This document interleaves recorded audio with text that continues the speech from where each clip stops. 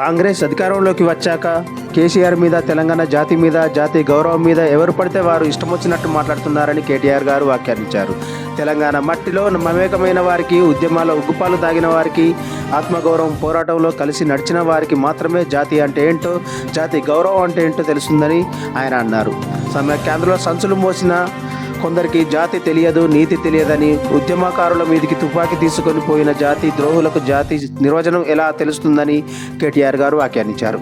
ఈ మధ్యన మరి మనం ప్రతిపక్షంలోకి వచ్చిన తర్వాత కొంతమంది మాట్లాడుతూ ఉన్నారు, ఇష్టం వచ్చినట్టుగా మన నాయకుడిని తూలనాడుతూ ఉన్నారు, ఇష్టం వచ్చినట్టుగా వ్యాఖ్యానాలు చేస్తూ ఉన్నారు.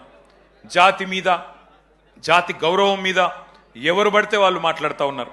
నేను వారికి అందరికీ ఒకటే చెప్తా ఉన్నా, తెలంగాణ మట్టితో మమేకమైన వాడికి, తెలంగాణ మట్టితో మమేకమైన వాడికి, ఉద్యమాల ఉగ్గుపాలు తాగిన వాడికి, ఆత్మగౌరవ పోరాటంలో కలిసి అడుగు నడిచిన వాళ్ళకి మాత్రమే జాతి అంటే ఏంటో తెలుస్తుంది, జాతి గౌరవం అంటే ఏంటో తెలుస్తుంది.